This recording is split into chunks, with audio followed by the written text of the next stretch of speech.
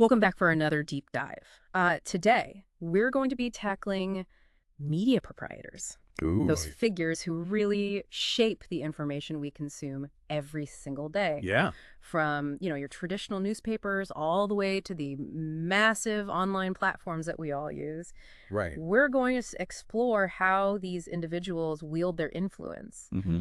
And I think it's especially relevant today. Oh, absolutely. When you think about even social media platforms like Facebook increasingly being considered media companies in and of themselves, Yeah. how does that impact what we see and hear? Well, it's a shift that really changes the game, right? Because I think when you think about the Yeah. classic image of a media proprietor, it might be that Yeah. press baron kind of figure from the 19th century, someone like Yeah. William Randolph Hearst, Oh, yeah. whose newspapers really helped fuel public sentiment during the Spanish-American War. And that's a great example because it's not just about owning a newspaper, right? It's about the potential to sway public opinion, even on a national scale. Absolutely.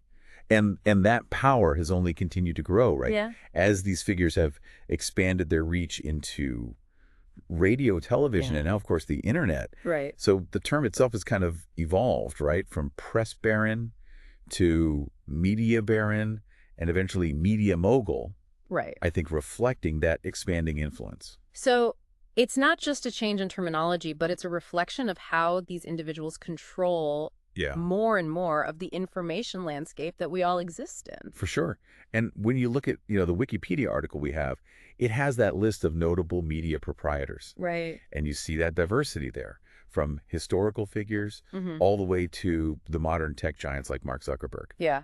And, it makes you wonder, how has the definition of a media proprietor changed, especially with someone like Zuckerberg? It's a great question. Is it simply owning a platform, or is it something more about the power to control the narrative? Yeah. I'm thinking about these figures. Would someone like Oprah Winfrey, who built her empire through television and personal branding, also be considered a media proprietor? That's where the lines start to blur, right? Right. Because her reach and influence rivals some of these traditional outlets. Yeah. So it really raises the question, should we be looking at the individual or at the platform? Yeah. And speaking of blurred lines, what about the concept of editorial independence? Okay. The article mentions that a lot of these media proprietors will claim that their publications are editorially independent. But Yeah. is that truly possible when a single individual or family holds so much power? It's definitely something worth examining closely. Yeah. The study that's cited in this article actually argues that concentrated ownership, whether it's individual or family, Yeah. can actually be detrimental Wow. to editorial independence. Interesting. Because even with the best intentions, the values and interests of that proprietor are inevitably going to shape Oh, for sure. the direction of the outlet. It's almost like there's a sort of inherent bias Yeah. baked into the structure of ownership. Yep. And this applies, I think, to both traditional media and these new online platforms. Precisely. Which kind of brings us to this fascinating point Okay. of social media platforms as media companies. Okay.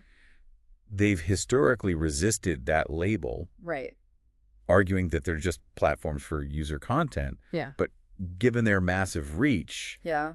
their control over information flow, and really their ability to shape public discourse, it's a hard argument to make these days. Right. Especially when you consider quotes like the one from The Guardian, where Mark Zuckerberg seems to acknowledge Facebook's role in shaping content. Right. He might see himself as a tech CEO, Yeah. but his company clearly functions as a media entity. It's a significant admission. Yeah. And it forces us to ask some really tough questions, right? Yeah. What does it mean if social media giants are essentially media companies? What responsibilities do they have? Yeah. Should they be subject to the same scrutiny and regulations Right. Yeah. as traditional media? And this is where it gets really interesting for me because those questions, are still being debated today. Oh, absolutely. On one hand, you have the argument for free speech and fostering this open exchange of ideas. But on the other hand, there's the issue of these platforms potentially being used to spread misinformation and even harmful content. Where do we draw the line? It's a very complex issue with no easy answers. Yeah. And I think finding that balance between, protecting free speech and mitigating harmful content is really something that lawmakers are grappling with right now. So where do we even begin to unpack all of this? Well, I think it might be helpful to start by diving into some specific examples of media proprietors and their impact. Oh. So let's actually start with Rupert Murdoch. Okay. I think he's a figure who really embodies both the power and the controversy surrounding media ownership. Right. His career offers a really fascinating glimpse into how media proprietors actually operate Right. and the potential consequences of their influence. Okay, let's dive into the world of Rupert Murdoch Okay. and see what lessons we can learn from his long and often controversial career. Let's do it. So to really grasp Murdoch's impact, I think you really have to look back at his journey. Okay. Born in Australia back in 1931, Okay. he inherited a small newspaper at the young age of 21. Wow. And that was really the seed Okay. for a media empire that would eventually reach across the globe. From a single newspaper to a global media empire, that's quite a trajectory. It is. What were some of the key moments in his rise? Well, he initially expanded pretty rapidly in Australia, Okay. acquiring more newspapers, even radio and television stations. Wow. But Murdoch really had his sights set beyond Australia. Okay. In the 1960s, he entered the UK market, Okay. acquiring a number of newspapers, most notably The Sun, Right. which he transformed into a highly successful tabloid. And The Sun is a great example, I think, of Murdoch's media strategy. Yeah. He wasn't afraid to shake things up. No, he wasn't. Use sensational headlines, controversial content to attract readers. Yeah. He seemed to understand the power of mass appeal. He did, and he really wasn't shy about pushing the boundaries Yeah. of traditional journalism to achieve it. Right. This approach, while successful in terms of circulation and profit, Yeah. also drew a lot of criticism Of course. for its impact on journalistic standards Right. and its potential to manipulate public opinion. Right. So it really raises questions Yeah. about the responsibility that comes with wielding that kind of influence. For sure. For sure. And his impact on the American media landscape was significant as well. Absolutely. Huge. Yeah. I mean, in the 1970s, he began acquiring American newspapers, including the New York Post, Right. and later founded Fox News in the 1990s. Right. And with its conservative slant, Fox News really quickly became a force in American cable news, Yeah. challenging those established networks Yeah. and really having a notable effect, I think, on the political landscape. And Fox News has been accused, I mean, on many occasions, of promoting a very specific political agenda. Right. And given its success and reach, it's hard to deny that Murdoch's media outlets have played a role in shaping political discourse, influencing elections, For sure. both in the U.S. and globally. Murdoch's newspapers and television channels often reflect his own personal viewpoints, right? Yeah. Providing platforms for particular political figures and ideologies. Right. So it demonstrates how a media proprietor's views can be amplified, disseminated through their outlets. And that has the potential to really shape public perception of key issues. For sure. And the scope of his empire goes beyond just newspapers and television channels, right? Oh, yeah. This is a guy who has owned book publishers, movie studios, even a satellite TV company. Right.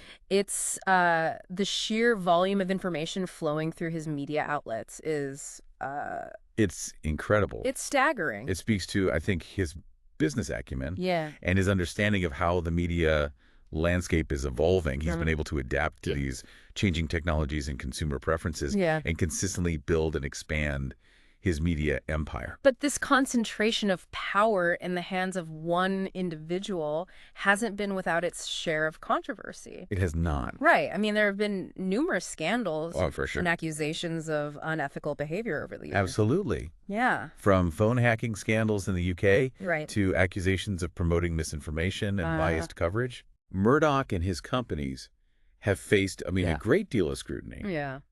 And I think these situations raise important questions about media ethics, accountability, and the potential for abuse of power Right. when so much influence is concentrated in one person. It definitely highlights, I think, the need for media diversity and the importance of being a critical consumer of information. Absolutely. We can't just passively absorb what we see and hear from any one source. Yeah. Especially when that source is owned by someone with a particular agenda. I couldn't agree more. Yeah. It's essential to be aware of the potential biases inherent in any media outlet. Right. To seek out diverse perspectives and to really cultivate our own critical thinking skills. Right. Because in an age where information is power, the ability to discern fact from fiction, to recognize propaganda, and to evaluate sources is it's more critical than ever. More critical than ever. Murdoch's story is a fascinating, albeit complex, example of the impact a media proprietor can have. For sure. It highlights both the potential and the pitfalls of concentrated media ownership. Absolutely. Now, how about we shift gears a little bit and look at someone who represents a very different model of media ownership, Oprah Winfrey. Oprah, I think her journey is a great example of how individual personalities can become powerful media forces in their own right, particularly in the age of social media. Right. You know, her story highlights a different kind of media ownership.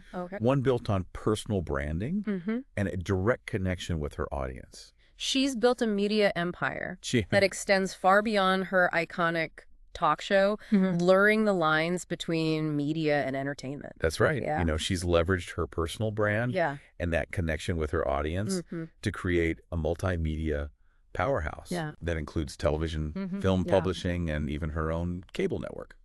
Okay, let's delve into Oprah's world and see what insights we can gain from her remarkable rise. So Oprah's story is particularly interesting to me because it didn't start with, you know, inheriting a newspaper or building some tech platform. Right. It started in rural Mississippi.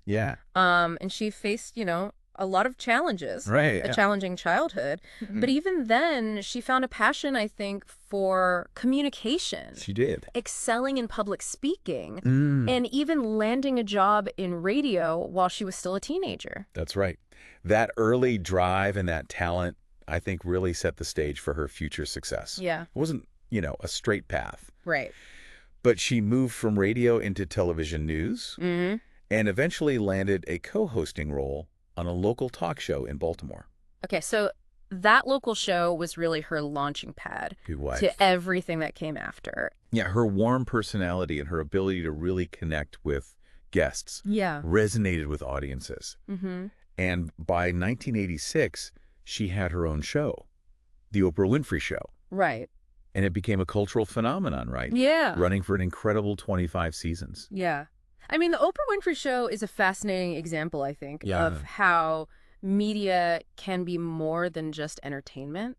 It was a platform for dialogue, for personal growth, and even in many ways for social change. For sure. She tackled a huge range of topics. She did. And wasn't afraid to share, you know, her own personal experiences, which I think made her incredibly relatable to a lot of people. That's a really key point, I think. Because it wasn't just about interviewing celebrities or discussing, you know, the latest trends.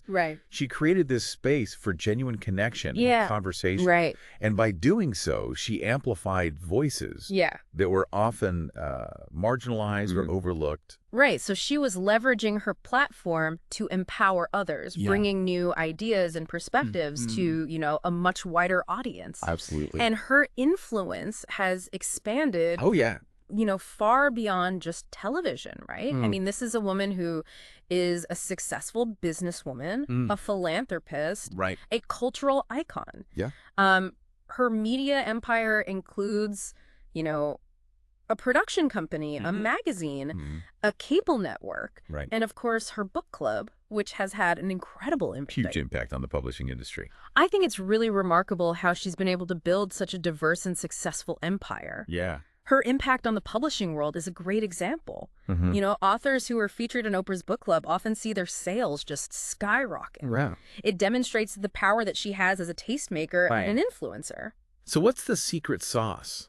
What has allowed her to achieve such success across all these different mediums? I think it really boils down to, you know, authenticity.